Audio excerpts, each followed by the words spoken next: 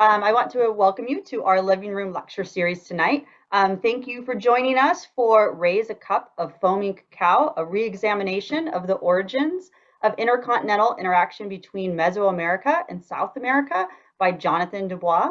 My name is Stephanie Sandoval, and I am the Deputy Director at the San Diego Archaeological Center. To find out more about the center and our preservation efforts, planning your visit, membership options, and other upcoming events, please visit our website at sandiegoarchaeology.org.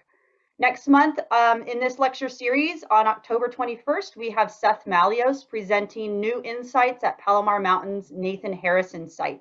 And you can register for that event on our website. Tonight, we will be using the Q&A feature, and you can find that on your Zoom control panel. Feel free to submit questions at any time during the talk, and they will be answered at the end of the presentation during a moderated Q&A. I am very pleased to introduce landscape archaeologist Jonathan Dubois. He is an adjunct professor at Cal State University, San Bernardino, and has conducted field work on the Central Coast, the Central Andes, and in the Northwestern Amazon of Peru, as well as in the Rio Frio region of Belize. His research projects focus on uncovering the interactions amongst people of Northwestern South America and their longer distance relationships. So without further ado, I am happy to turn it over to Jonathan. Thank you, Stephanie, and thank you to the San Diego Archaeological Society for inviting me to give this talk tonight. Welcome, everyone. Thanks for joining us. Thanks for spending part of your evening with me, talking about my favorite thing. Well, one of my favorite things. I have a number, but my work is one of them, right? So as you can tell from the title of the talk, we're going to talk a lot about cacao tonight. But the approach that I take is a little different than many because my specialization tends towards iconography. So we'll start with the inspiration for this work. In 2018, I came across an article by Sonia Zarillo and colleagues, where they uncovered the remains of cacao. They did chemical trace testing on this vessel, the one you're looking at on the screen here today. They did trace chemical testing for cacao, and they found it. Now this vessel dates to approximately 2500 BCE. So this was revolutionary. And if you don't immediately understand why, let me set the context for you, the background.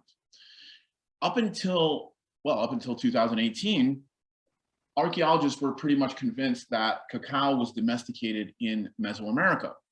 When the Spaniards arrived in Mesoamerica, the Aztecs and other Mesoamerican peoples had a robust ceremonial program built around cacao. There were several different kinds of cacao cacao beverages, right? Because of course, native peoples of the Americas were using cacao not for chocolate, but for these chocolate-based beverages, these cacao-based beverages. And there were a number of ceremonies that they had, and of course the Spaniards, being the diligent chroniclers that they were, recorded a lot of them. And while there were some minor local practices that involved cacao in South America, the beverage of choice in South America was actually corn-based. It was chicha. It's called chicha, and it's basically fermented corn. Whereas in Mesoamerica, the beverage of preference, the fermented beverage of preference, was made from cacao. And as I said, there were several different ceremonies that used different cacao beverages. So there are several volumes that you can read on the use of cacao in Mesoamerica. But more recently, archaeologists have begun to suspect that perhaps cacao wasn't domesticated in Mesoamerica. So when Zarillo and colleagues found cacao in this vessel, which is from a site in the Amazon called Santa Ana La Florida, and it's from the Mayo Chinchipe culture, as you can see on the screen. This basically revolutionized our understanding of where cacao comes from, because the earliest appearance of cacao in Mesoamerica is from about 1800 BCE, but this precedes it by several hundred years. So this began to change our understanding of where cacao comes from. So when I came across this, being interested in iconography, I did some research and I started to think maybe the cacao program, the symbolism that's used in association with cacao in Mesoamerica, maybe it existed in South America. And maybe not only did cacao itself, the plant, come from South America, but maybe some of the ceremonies that were being practiced in Mesoamerica can trace their origins to South America. And of course, the iconography, the symbolism around these would be indicators of this. So I did some research, started in about 2018. And by 2020, I was convinced, actually a little before that, I mean, by 2019, I was convinced that, that this symbolic program existed. But as you might imagine, there's quite a bit of information to wade through. And because the symbolism around cacao in South America isn't straightforward, it took a lot of digging, and it's taken time to put together. So we start with this vessel, again, from the Mayo Chinchipe culture, and it's very simple design. There's a couple of things I want to draw your attention to. First is this spout here that it uses is called a stirrup spout. This portion here, right? This is called a stirrup spout, and this becomes the kind of spout that gets used for several centuries, and especially in Northwestern South America. And there are variations on it, and that especially get elaborated later in time. But this is the basic vessel type that gets used for these really high-end, these beautifully made ceramics that get produced in South America. So in Northwestern South America. The other thing I want to draw your attention to about the vessel is the bumps on the vessel. Now, this isn't evidence per se, but it's intriguing because a lot of what I'm going to talk about tonight is foam, or part of what I'm going to talk about tonight is foam. You can see that foam is a part of this program from the title of my talk. And foam has significance to both Mesoamericans and South Americans. And I'll talk about it later. But when I started to do this work, I wasn't looking at this vessel in particular for iconographic leads, but if you look at it, the bumps on the vessel look a lot like foam, and it's interesting. So for now, it's just curious, right? But when you put it together with the rest of the evidence that's in my talk, it's another intriguing piece of possible evidence that the theory that I have is correct. So the theory I have again is that what set me off on my research was this idea that we can learn about the iconographic program, the ceremony around cacao in South America, perhaps from the ceremonial program around cacao in Mesoamerica, right? So during the classic period in Mesoamerica, which is from about the first 900 years AD or CE. I tend to talk in terms of CE and BCE. Just it means the same thing as AD and BC, except without the religious language. So my theory was that perhaps this symbolism began in South America, as I said. And when I did the research, I found a lot of evidence, and that's what we're going to talk about. But we start with the Mesoamerican evidence because this is where we find the clues to what the iconographic program around cacao might be. Now, the keystone for this research, if you will, the total program around cacao, if such a thing exists in Mesoamerica, can be seen in this vessel, which is called the Berlin Vase, which is a late pre-classic Maya vessel. So there's a number of things I want to draw your attention to on this vessel. First, I'll talk about it in general, and then I've got a couple of close-up images. So in case you're not a specialist in Maya iconography, and this vessel is difficult for you to read, I'll talk a bit about what we're looking at here. So first of all, we've got people standing around, right, looking towards these two clusters of objects. First, we'll start on the object on the right, right? What this is a ceremonial beer. It is the it's the remains of someone who's died, wrapped up as they would have been in a Maya funerary ritual. So we have above this, you can see, so that there's like a construction here, a beer. Oops, sorry, maybe I should erase that. There's this construction that the burial is on top of, and then there's a solar cartouche above it, which is basically a symbol of the sun here, right, in the center.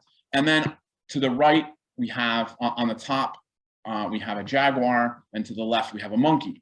Now, those are going to both become important, but I'll show you them close up in a moment, because, you can see the monkey fairly well in this image, but it's really difficult to make out the jaguar. The monkey being here, and the jaguar being here. On your left, we have 3 trees growing, and they're actually growing out of the remains of people who've died. And so what is going on here? Well, what's going on here, first of all, I wanted to show a close-up of the right part. Again, you see the burial of the person for whom the vessel is dedicated here. You see onlookers mourning to the right and left of the coffin on this funerary bier. You see the solar cartouche in the middle, the symbol of the sun that represents the sun. Here, very clearly, you can see a monkey, right? It's got its little mohawk right here, like a spider monkey would have. And of course, the spider monkey is the kind of monkey that's associated with cacao in Mesoamerica. And then the jaguar, hopefully you can make it out a little better, is here. Right, you can see the head is here. You can see the ears right here, for example, right there, and you can see the spots on its arms right here. If you can't quite make out a jaguar, that's okay. But it has been interpreted as a jaguar. I'm not the first person to call it a jaguar. That is the official word on what that is. So of course, these two animals are going to be central to the iconographic program around cacao. And we see them right here on the Berlin Vase. The other side of the vessel, we see these 3 trees growing out of the remains of 3 people. And if you take a closer look at the central tree has cacao growing out of it. And you see the leaves in a number of places, and then you see these oblong shapes growing from the body of the tree. And of course, the cacao pods grow like this from the body of trees. Now, stylistically, it doesn't look like the way cacao is going to get represented in the classic period, but it has been interpreted by Simon Martin and others as cacao. So the cacao is growing from the remains of this person who is named in the the rest of the vessel. And it turns out that this is the person for whom the vessel is dedicated. So the person who's been buried that we saw on the right part. And then the two people next to him are his mother and father, right? So this is a sort of important personage.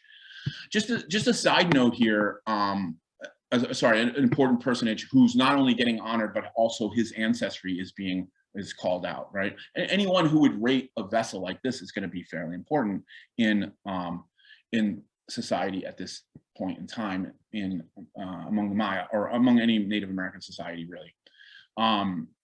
So just a side note here, I want to point out there's also a bird that's associated, and it's sitting on the tree.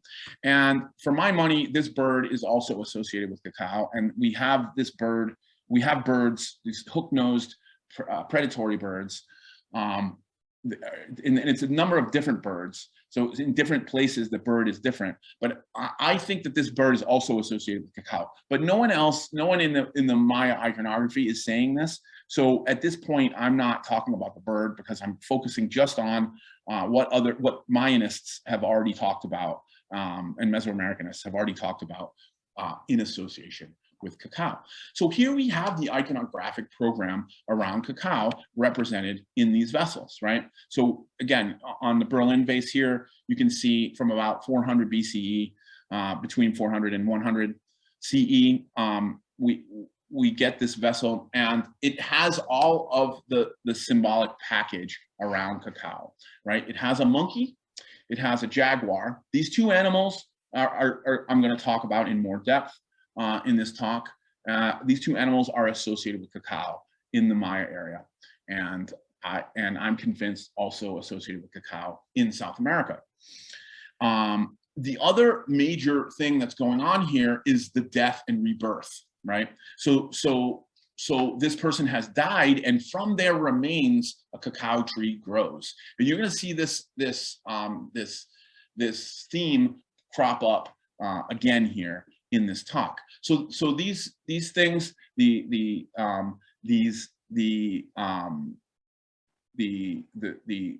rebirth from the dead remains of a sacrifice or of a buried person is associated with cacao. Monkeys are associated with cacao. Jaguars are associated with cacao. And finally, foam, because of course the way that Maya people and other Mesoamericans are drinking cacao is in this cup with foam, and foam is an important part of most of the cacao-related rituals in Mesoamerica. And as I said, foam also has symbolic significance in South America, which I'll talk about in a moment. So foam, right? So foam is an important part of the cacao ritual in Mesoamerica. In this vessel here, which is called the Princeton Vase, which you can see is a vessel for serving a beverage, right? It's a cup to serve a beverage. We have an iconographic program on this vessel that involves jaguars and foam, right? And this vessel would have held cacao in it, right? So if you look closely, so you see both parts of the vessel here. I'm just going to show the rollout of the vessel, and I think this is only a portion of it. Yeah, this is a right part of it. You can see there's two parts of it here.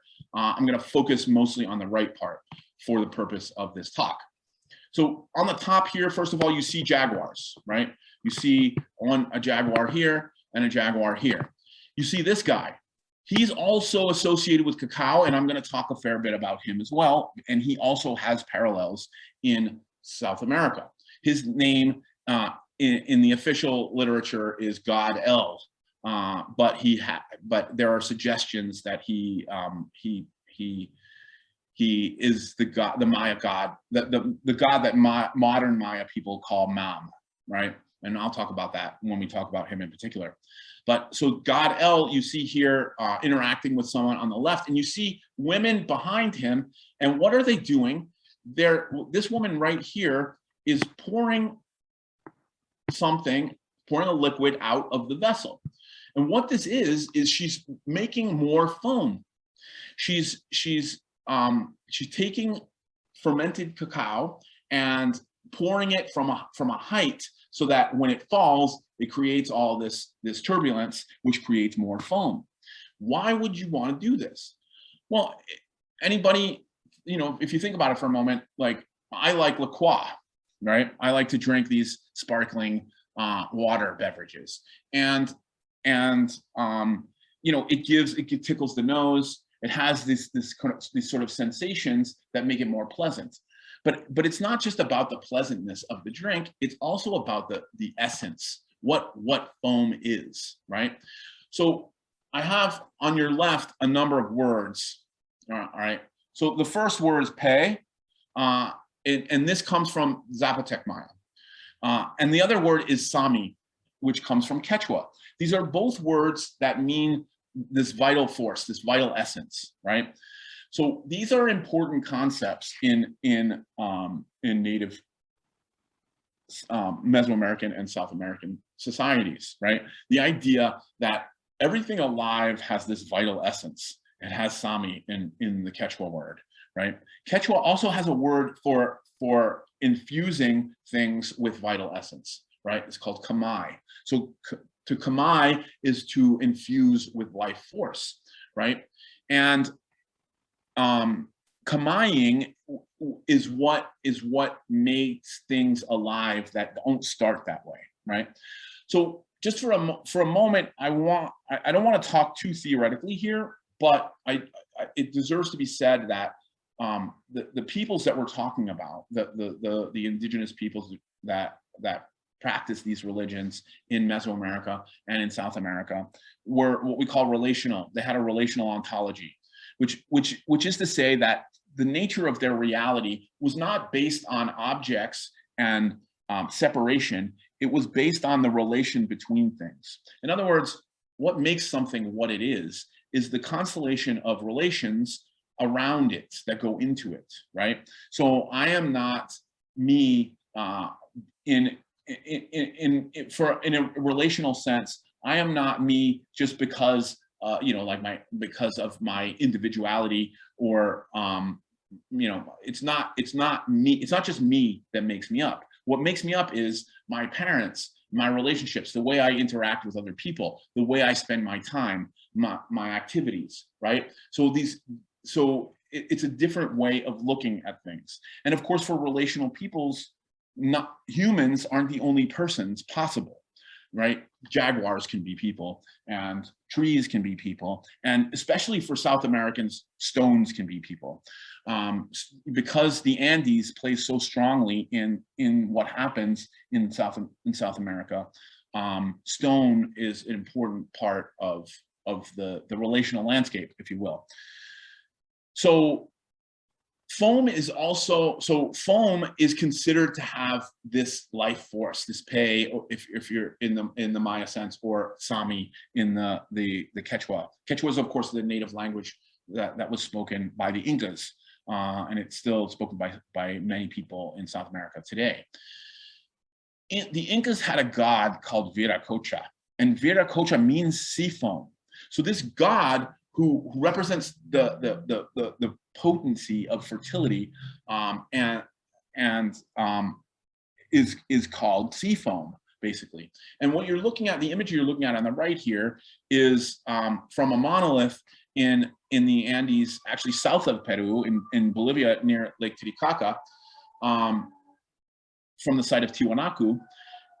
This figure adorns a portal in this site of Tiwanaku. Now, you'll notice that around Viracocha's head, right? And Viracocha, one of the distinctive things about him is he's called the staff god. He holds these two staves in his hands. You can see here that they're bird-headed staves, and then he's got these little bubbles around his head. Now, these have been interpreted as flowers. They've been interpreted as sun rays, and I think those are both good interpretations. But considering that the name Viracocha means sea foam, I wonder if the bubbling of life force is what's being represented here. And of course, a flower represents something very similar, if not exactly the same.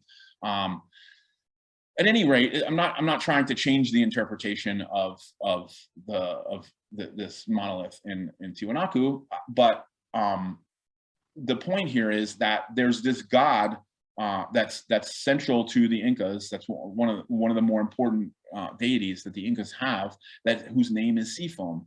And foam for Andean peoples represents this masculine life force, right? And it's represented by turbid waters that flow really quickly, that foam up, right? So foam, and it's also considered analogous to semen. So it's the stuff of life, right? Foam is the stuff of life. So Mesoamericans are making foam with their beverages. Now, when the Spaniards got to South America, there were a few small native groups who would drink the foaming beverages of cacao. I should also point out that chicha is also foamy, right? Chicha, which is made from corn, and again is the beverage, the fermented beverage that South Americans were using. It is also foamy. So foam is an important part of the drinking experience in both South America and Mesoamerica when the Spaniards arrive. And considering the importance of foam in South American understanding, we can only assume that foam. There's also so first of all, we can only assume that there's also foaming beverages happening in South America. I should also say that some of the vessels that we find that have symbolism, or that I find that have symbolism related to cacao, have a restricted neck. And a restricted neck vessel is one of the ways to make foam. So there's also some evidence that South Americans are foaming these beverages as well. So monkeys. Monkeys are, as I said, one of the important components of symbolism related to cacao in South America. In Mesoamerica, and they're also on vessels that we find in South America. So these are two vessels from a culture that we call the Cupids Nikki on the north coast of Peru.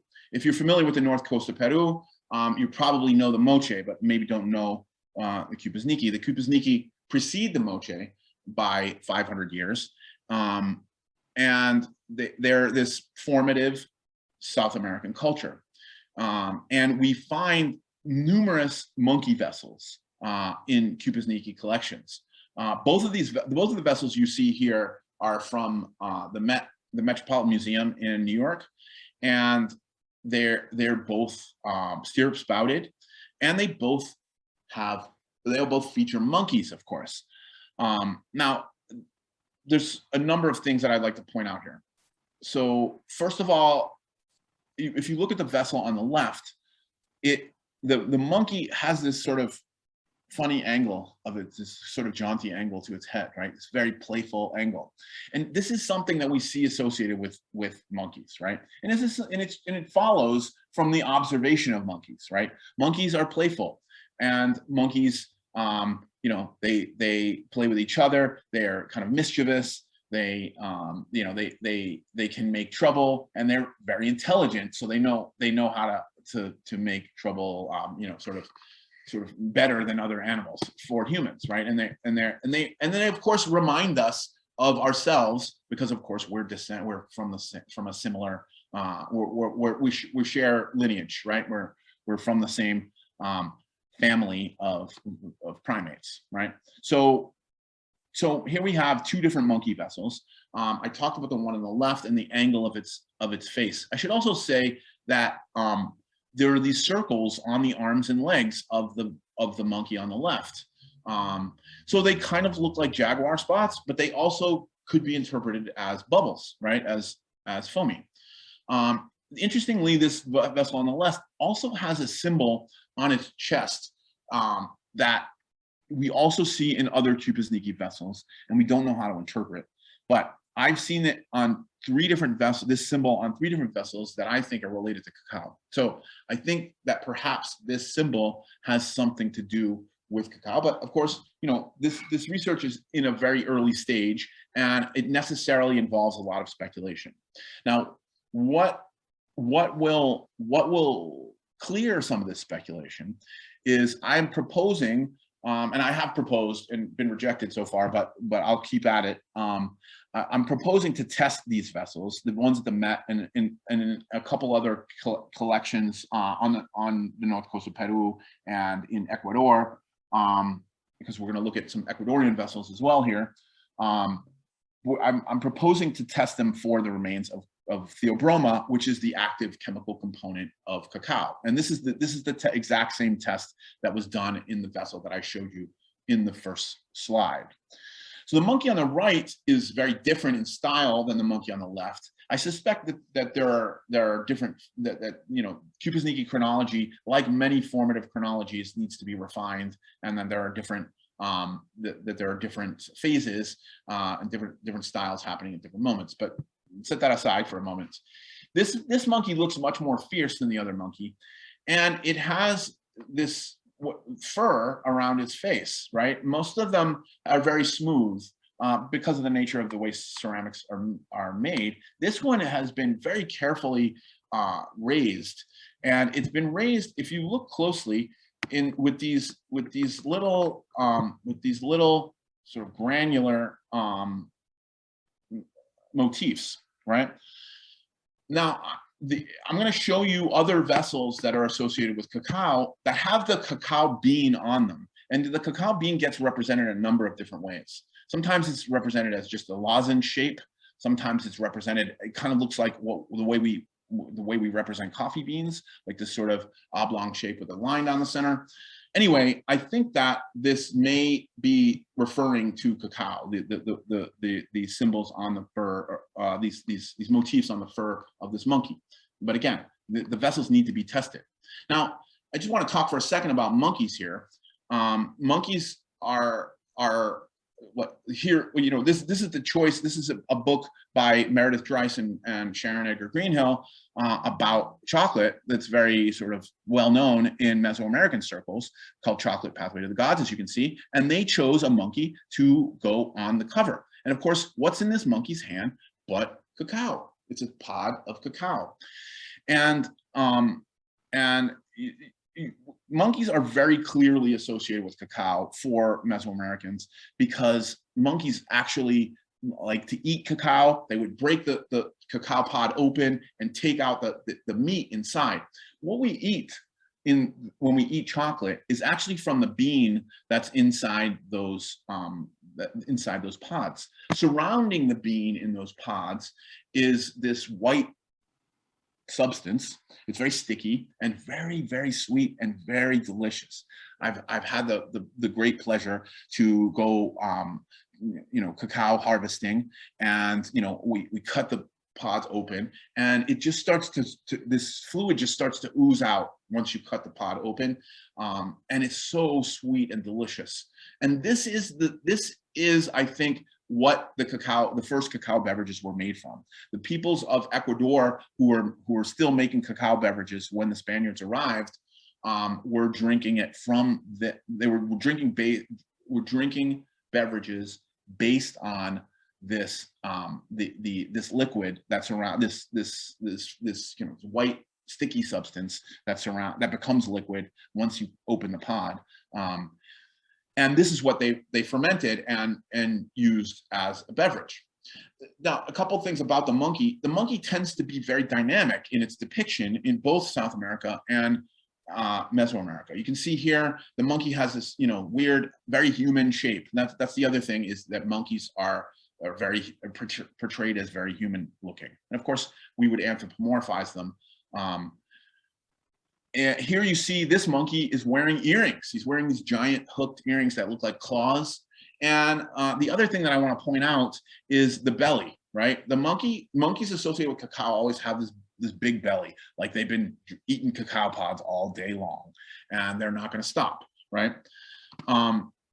So here's a vessel from coastal Ecuador, from a culture called Hamake, and this vessel's from about 300 BCE to 1500 CE. So this isn't quite the time period I was looking for, because it's really late in the formative, and you find cacao related imagery in Mesoamerica at this time period.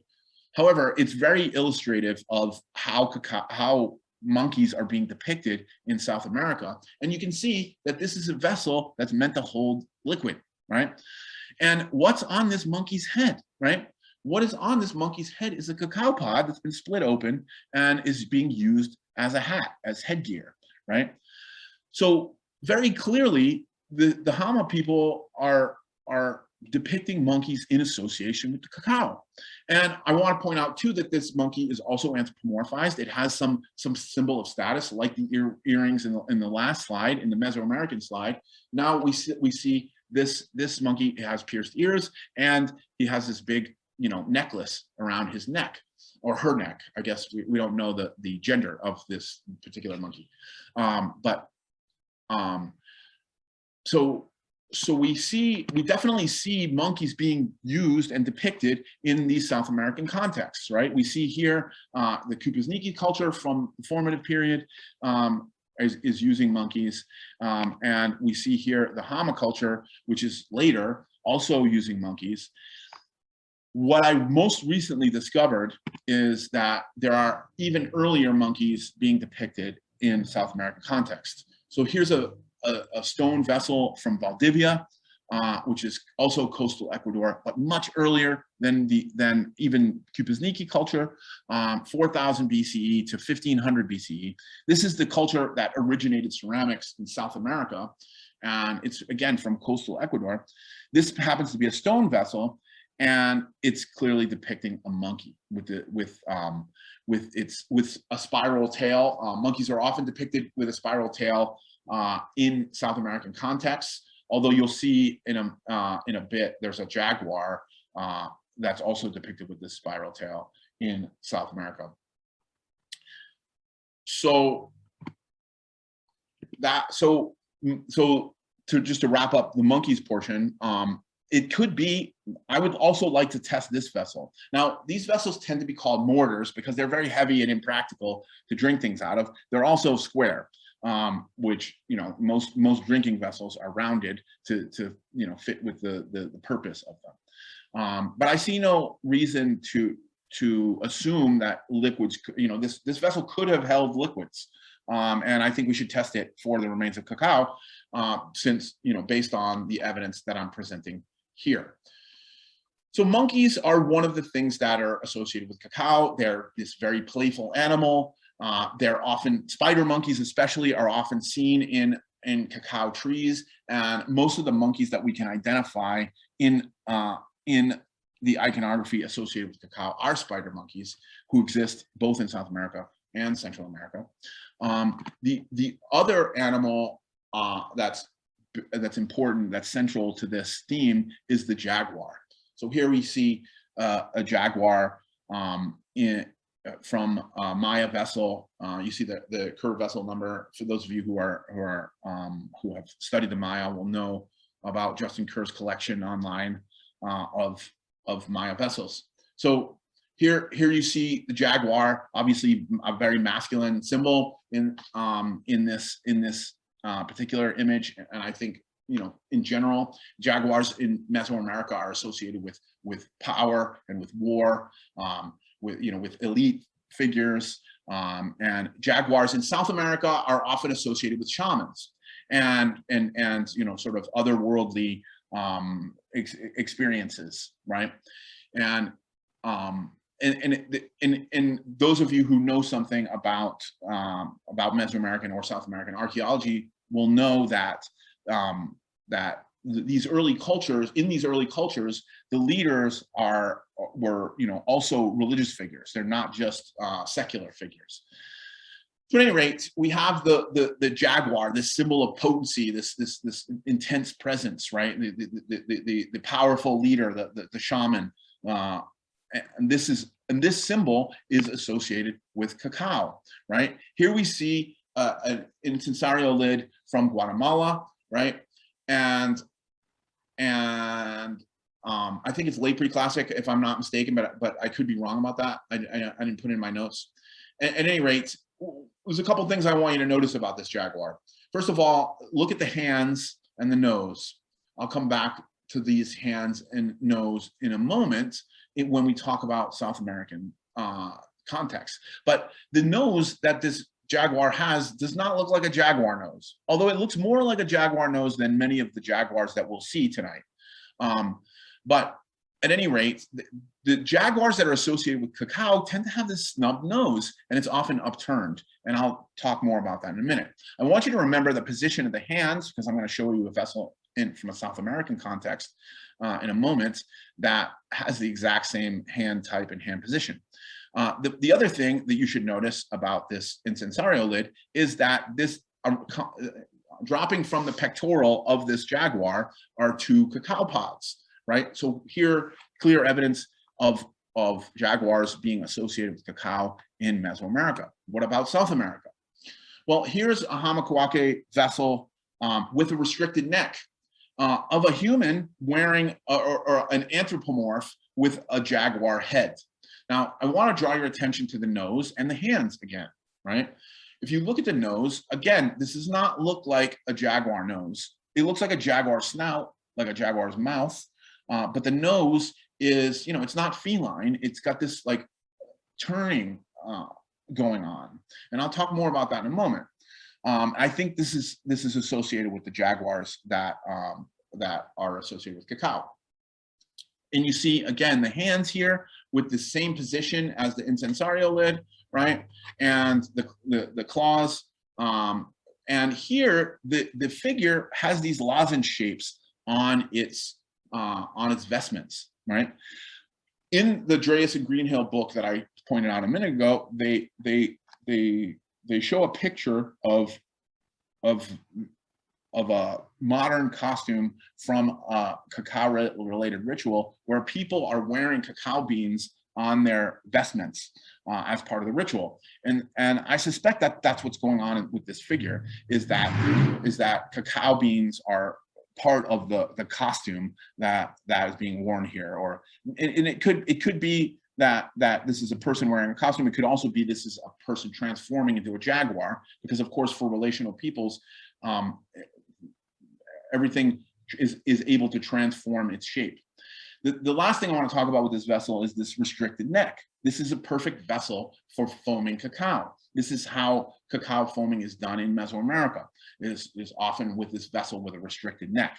It allows the foam to build up when the insides are disturbed. So this vessel is one of the vessels that I also want to test for the remains of cacao. Here's a couple of examples from Nikki vessels. Again, Nikki is a formative culture from the north coast of Peru, 1500 to 500 BCE. And the vessel on the left is the one that you saw on the poster for the talk, right? And it's a beautiful vessel, and it contains not only a jaguar but also a serpent. And the jaguar sort of looks back toward the serpent. And Alana Cordy Collins, an Andean archaeologist, calls this the jaguar of the backward glance. But I should also mention that this vessel also has has San Pedro cacti on it as well. So I'll talk about San Pedro in a moment, but I want to point out, actually, I'll talk about the San Pedro first. The San Pedro,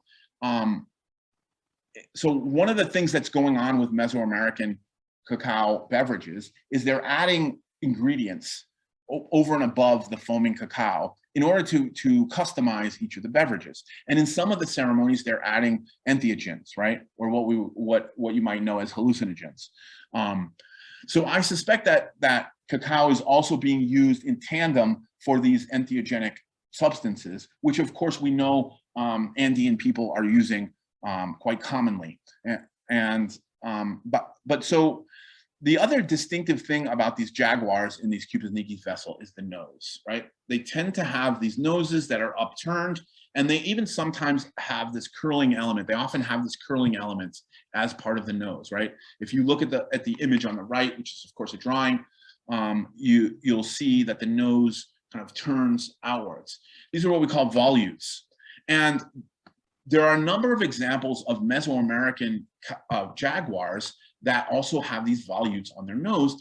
And Julia Guernsey, Andrew Turner, and Michael Love wrote a paper in 2018 for the Society of American Archaeology conference that talks about these feline pedestal sculptures that were used to draw rain into cacao groves. And this is what the findings are of this paper. And if you look at these jaguars, the first thing you notice is well, one of the first things you notice is this curling element associated with the nose of these jaguars, right? This curling element is associated with clouds and with rain in Mesoamerica. And it's also used quite prolifically in South America. As you can see, the understanding of the iconography in South America is not quite as well developed as the understanding of the iconography in Mesoamerica. So if you look at these pedestal sculptures, not only do they have these curling elements on their heads, but they also have, on their top of their heads, they have cacao pods. And they have this sort of X-ray view of what's inside of a cacao pod. Guernsey and colleagues call it a cacao drupe. But they all have these. There's a number of examples that they use in this talk. I'm just showing a couple of them here, right? But they all have this element, this head element that looks like a cacao pod. And because of the location of these, because they're found in places where cacao is grown in modern times, because of the curling element, the volutes that are on them, and because of the cacao on the top of their head, Guernsey et al., I think, rightly conclude that these vessels, these pedestals, these sculptures, are being used to call rain into the groves of where cacao is being grown, right?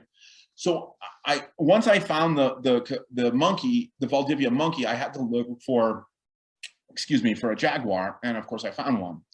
So I suspect these symbols start very early on when cacao is first being used.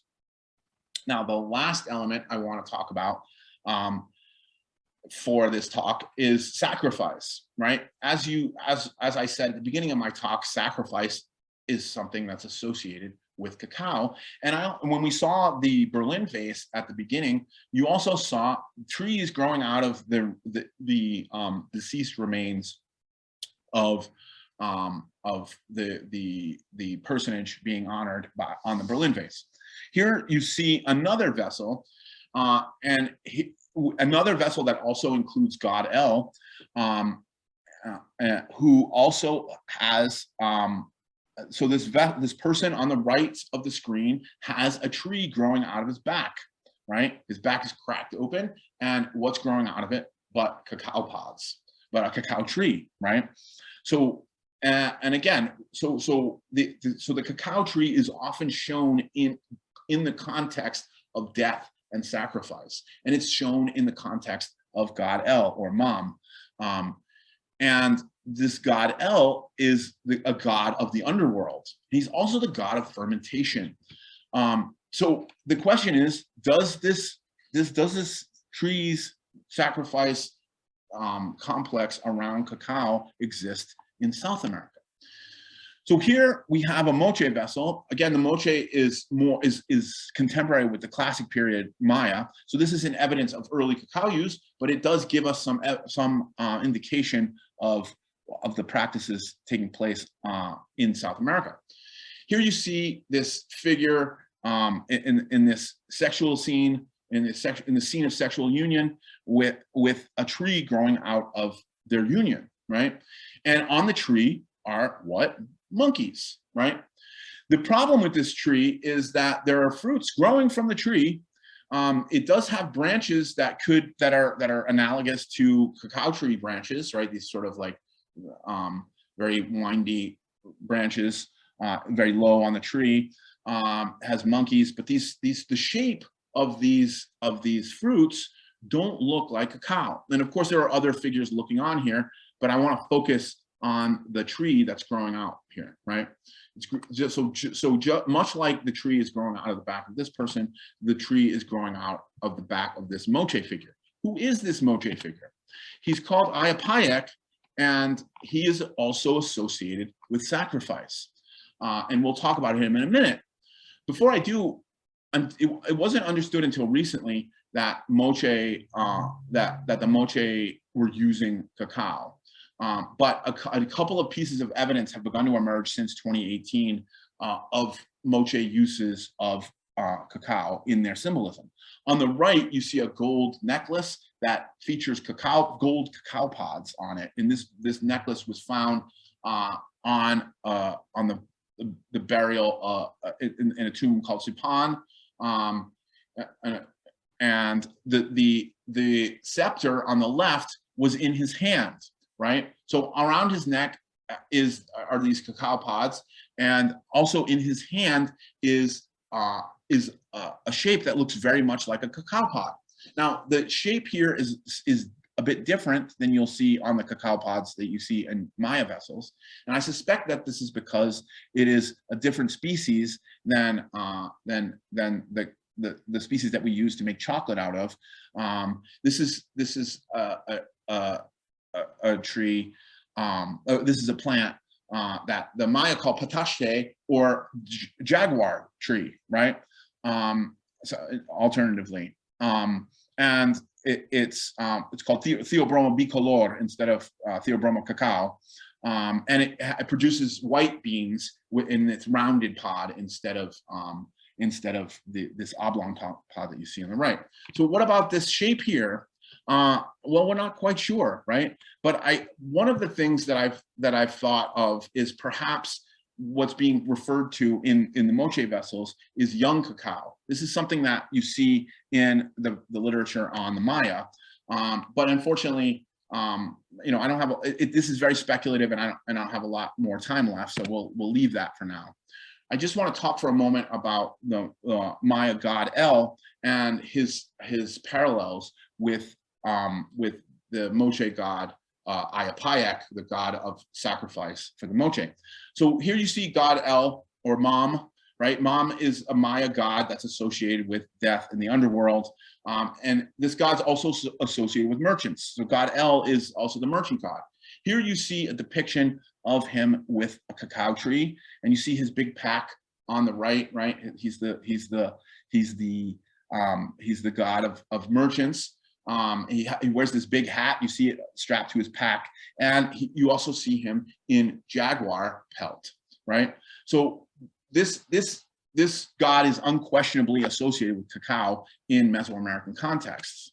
In South American contexts, we also have sacrifices. The other thing I should say about god El is that he's often depicted wrinkled-faced, right? He's often depicted as older. He's not always. Well, that's the same. The same is true of iapayek. Iapayek is sometimes depicted with a wrinkled face, as you see him on the left here, and sometimes not, as you see him on the right. What these vessels that you're looking at now is what we call mountain sacrifice vessels, and they depict sacrifices on mountains on the north coast of Peru, and they all have this person sort of draped over the top peak. They contain anywhere from 1 to 5. I think there may be even some with 7 peaks, but anyway, they have a number of peaks on them, and on the central peak is a person who's like sort of draped over it with their hair coming down in this river, which has been interpreted as blood. And you can see that someone's been sacrificed on the bottom here, because anytime somebody's naked in a moche context, which you can see that this figure is, they've been sacrificed. So sacrifice is an important part of the ritual program for the moche. But I want to draw your attention to this figure here, who is the same as the one from the mountain sacrifice vessels. This is iapayek. He is the mountain god and the god of sacrifice. So I just quickly here, what's being depicted here is a ceremony where sacrificial blood is being presented to one of the main figures that we know a lot more about, which we call the warrior god, or Yeah, there's another, but the warrior deity for the Moche. And on the right here, we see Ayapayak. And I want to point out that there's a number of shapes around him that look an awful lot like beans, right? Here's one here, and here underneath, we see this fruit that gets called uyuchu by Moche researchers that has this shape that doesn't quite look like cacao, but I suspect may be some version of cacao, maybe another species or something like that. I'm not going to talk about relational networks because I'm running out of time. But so I will conclude at this point.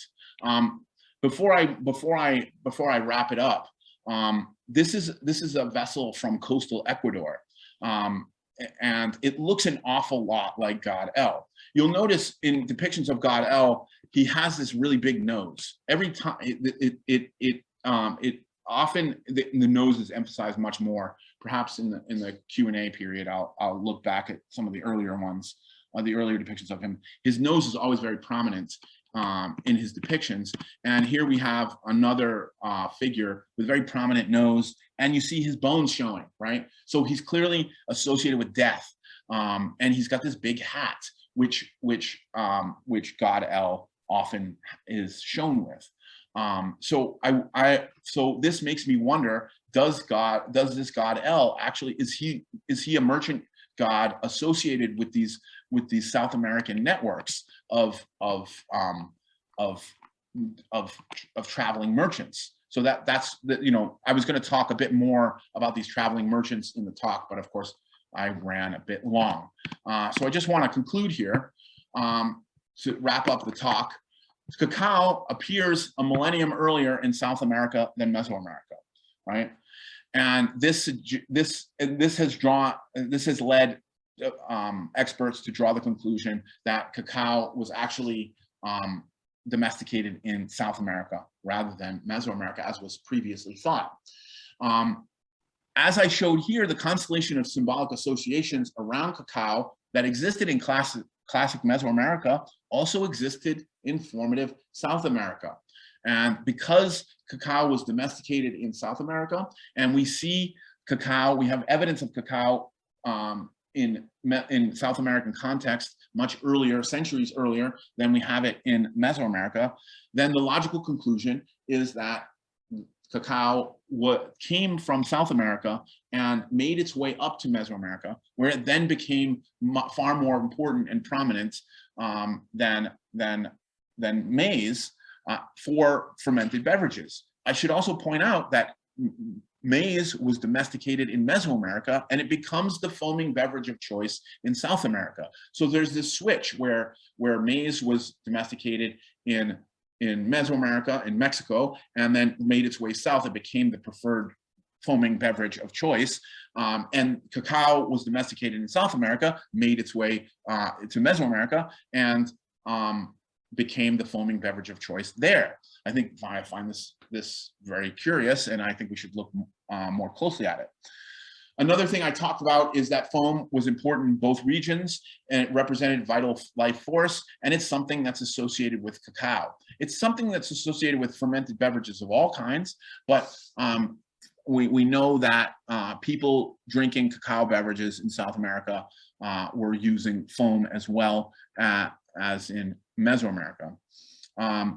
Cacao represented sacrifice and rebirth. There's this whole symbolic program around sacrifice and rebirth that is associated with cacao in Mesoamerica. And I should mention here also that this is the process of fermentation, right? This is an analog for the process of fermentation, right? Something dies and new life grows from it. These bubbles grow from it.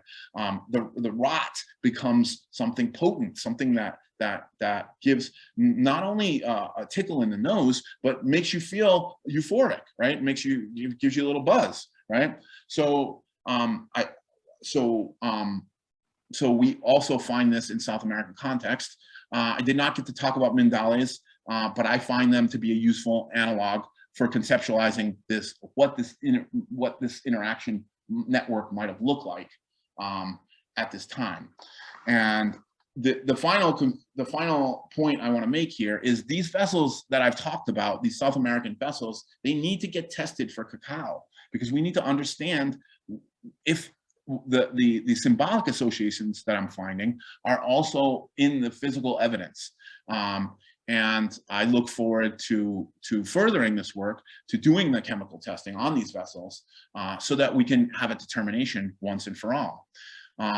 And of course, last but certainly not least, thank you all for your time tonight. Thank you for joining me here. I've enjoyed myself, and I hope you have too. And with that, we'll take questions. Thank you so much, Dr. Dubois. My name is Dante Faringa, and I'm the Development and Marketing Director at the San Diego Archaeological Center. I will be moderating the Q&A portion of tonight's discussion. Just as a reminder, you could submit your questions using the Q&A feature located on your Zoom control panel, and we will try to answer as many questions as possible. And while we wait for a few questions to come in, I would also like to remind everyone that to join us next month for our living room lecture on new insights from the Nathan Harrison Historical Archaeology Project with Dr. Seth Malios. That'll be on October 21st, and you can find out more information on this and other upcoming events on our website, sandiegoarchaeology.org. All right.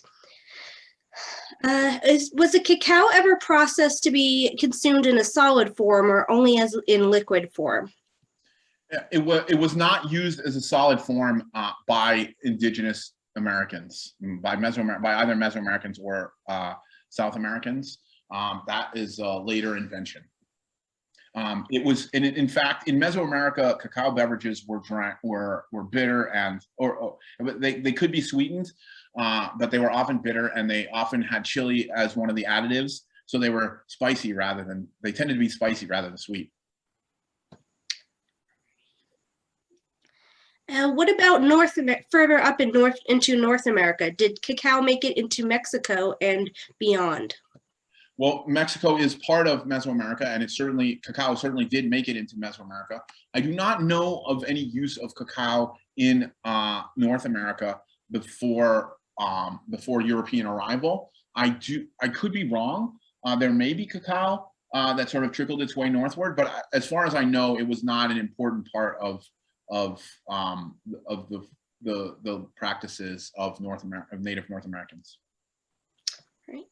Do you agree or disagree with Matthew Weitz on the central role of the west coast of Mesoamerica in association with cacao? I absolutely agree with my friend Mike Mathewitz. We come from the same department, and I absolutely agree that West Mexico was centrally important. In fact, I would like to look at the Teotihuacan connection more closely here, because of the nature of Teotihuacan and the nature of Mindales, who I didn't get to talk about at the end, who I think are the good analog for the kind of people that would have been these traveling merchants that God El represents.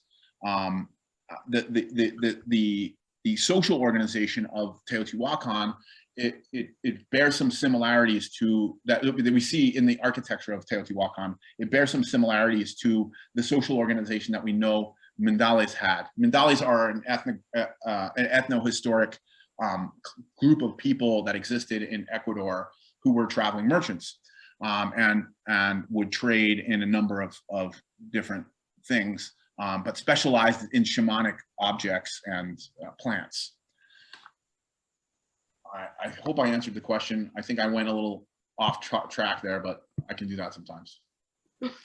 Was cacao found in the Andes as well as coastal Peru? So we haven't looked for it very much. And this is this is one of the curious things that's going on here, is like no one in South America has talked about cacao because we don't find a lot of evidence for it in the symbolism. Of course, now that we've looked for it, we do find it, right?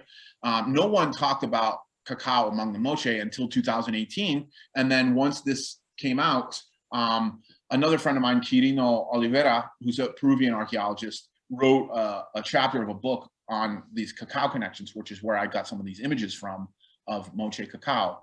So we know the moche were using cacao because they have some symbolism around it, but we don't have any physical evidence of cacao, again, because we haven't looked for it. And that's why I think it's vitally important that we start looking for it.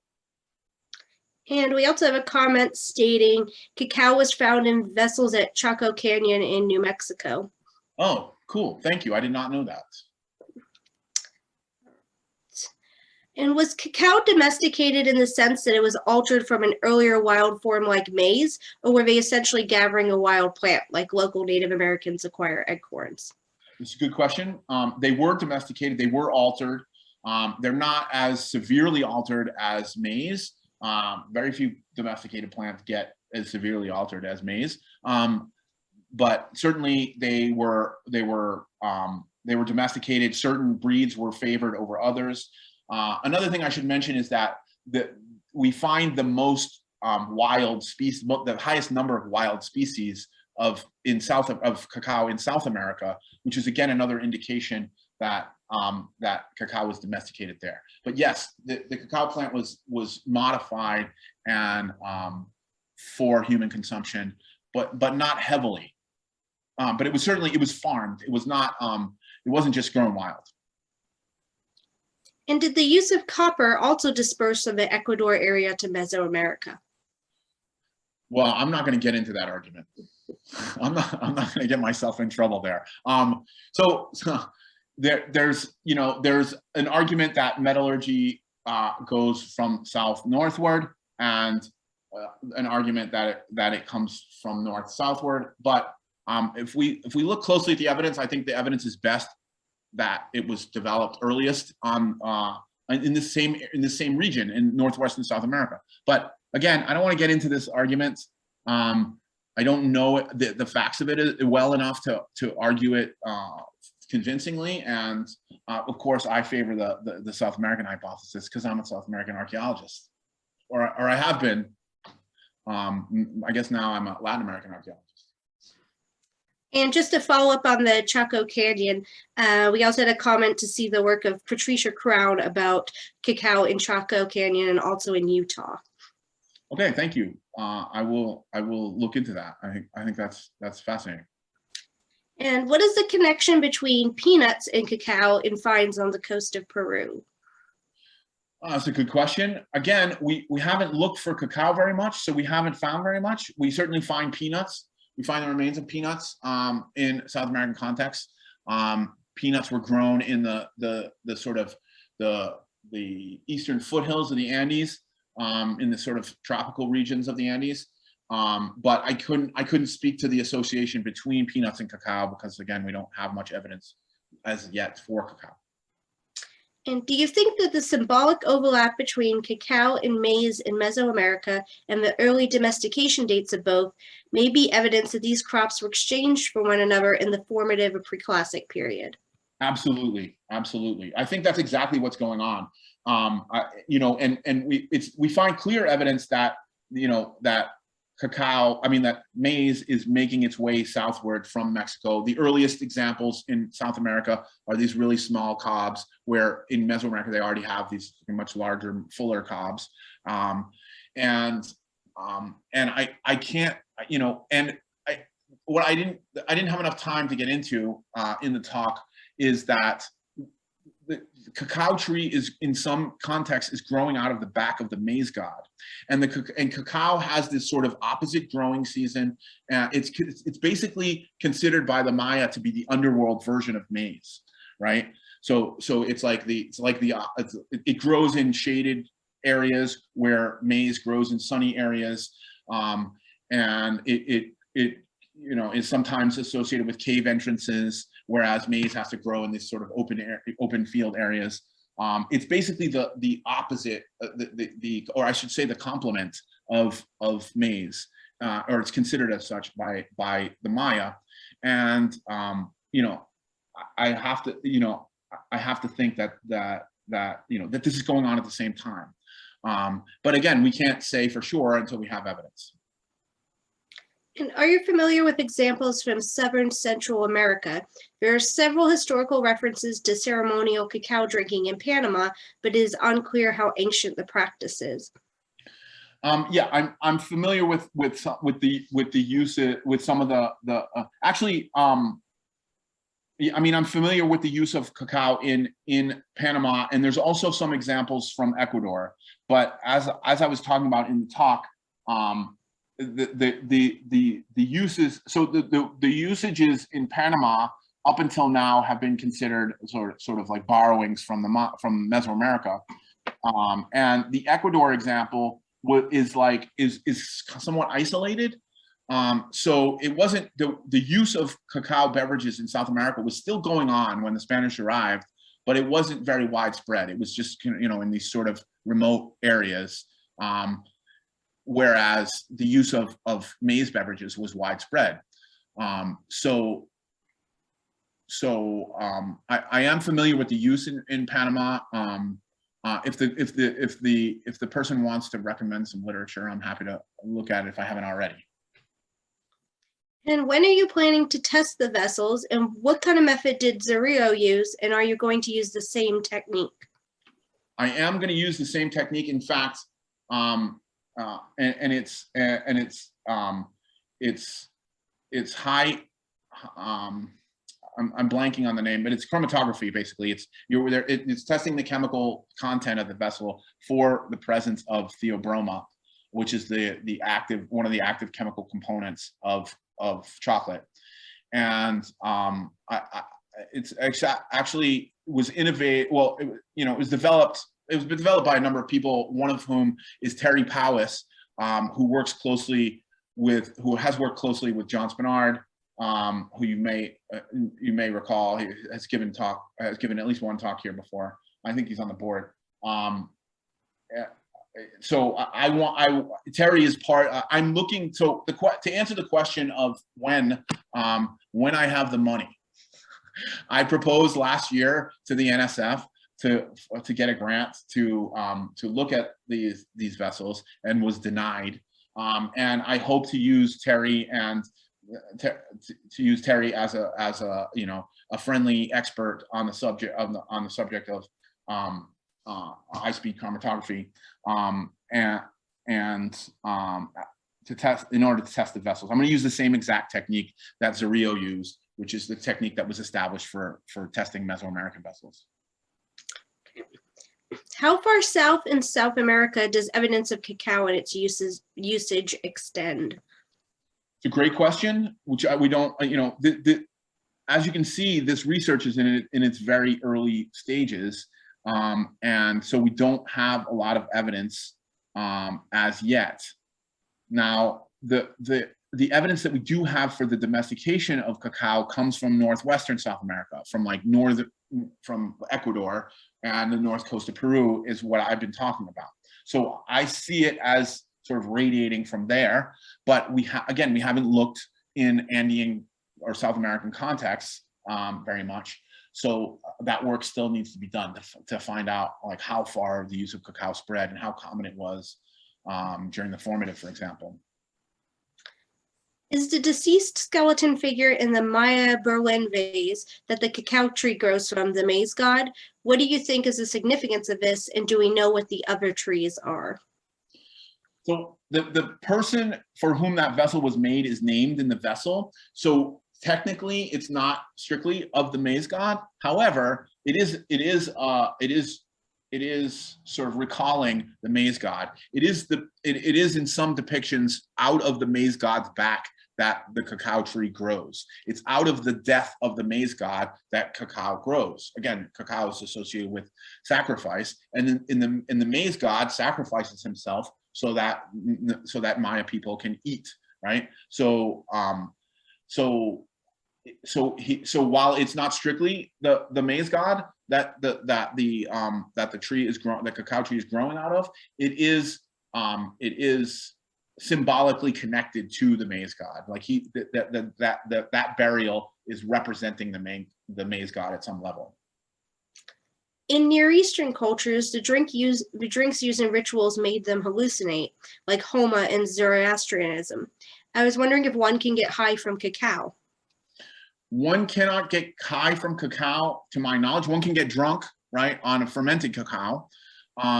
however, as I was referring to in the talk, cacao in Mesoamerica, they're adding entheogenic substances to some cacao beverages. They're adding substances that can make one hallucinate, you know, or what we call hallucinating. I don't really like to. Well, anyway, doesn't matter.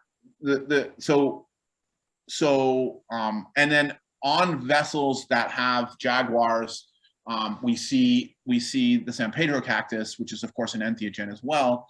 For my money, it's not just cacao that's being used. It's being mixed with other things, and cacao is the cacao beverage is the base.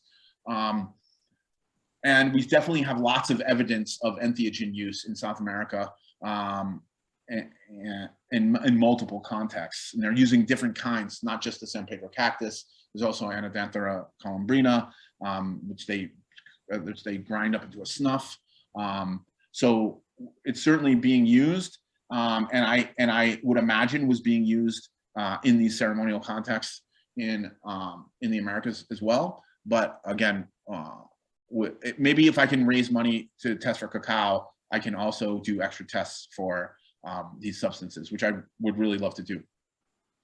And could you speak a little bit more about those traveling merchants? Sure. Let me just go back here. So in the ethnohistoric documentation, there is evidence of this class of people in Ecuador called Mandales, right? And they don't fit into the rest of Andean society, right? At the time the Spaniards arrived, the Incas were in power, and they're not strictly under Inca control. They're independent of the Incas, and they tended to be independent of the local group. So they have their own internal organization, and they were made an exception for because of their importance, because of the central role they had in bringing exotic goods to local peoples in South America, right? So there's plenty of evidence for their existence in Ecuador, but there's not a lot of evidence for them in southward, right?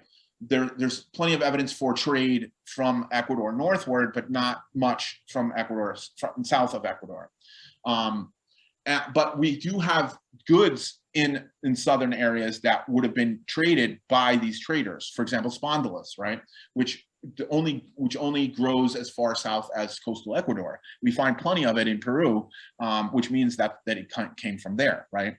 At any rate, so these are traveling traders, and they were hierarchically organized. They were considered like a fraternity, and the leader wasn't like the hierarchical head. He was like the first among equals, or she. And they could also be women, by the way. They were mostly men, but they could also be women, which is another sort of unusual detail for a social group in South America at the time.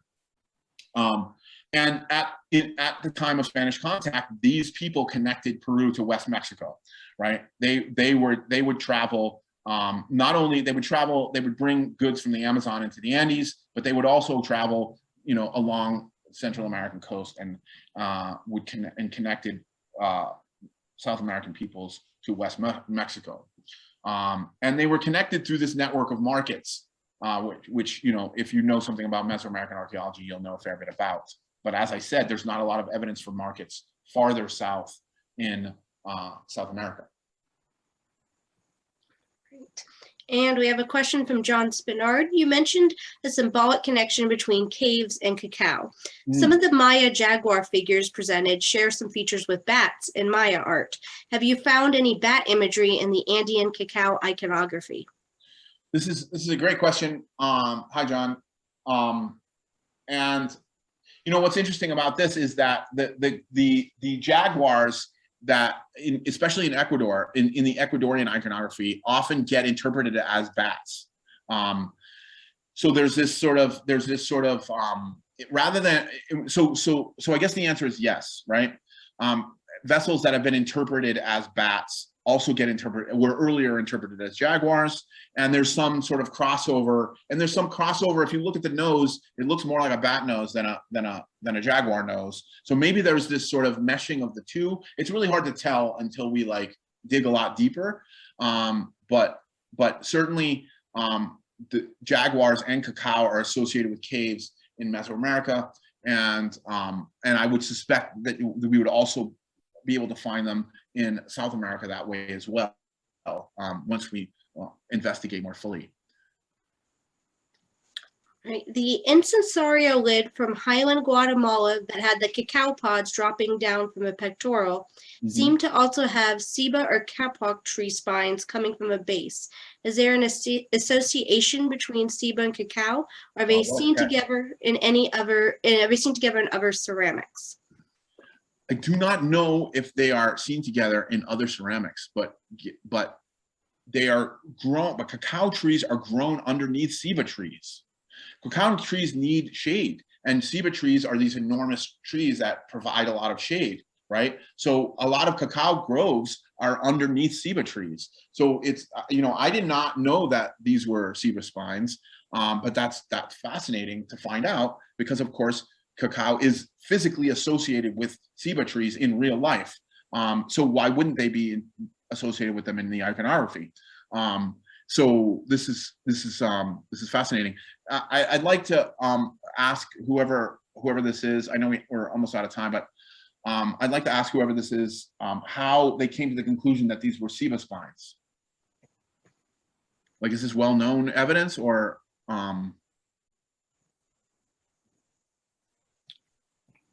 anyway? Well, if we get an answer, I'll be sure to read that off. Thank you. In the meantime, we're almost done. So if anybody has any questions left, please toss those last-minute questions in the Q&A.